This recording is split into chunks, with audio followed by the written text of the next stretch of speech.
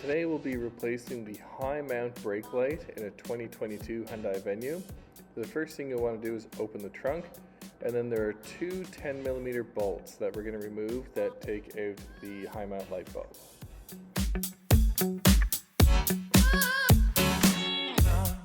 So once you have the mount unscrewed and unbolted, you can use your fingers to squeeze the sides of the plug, and that will pull the connector out.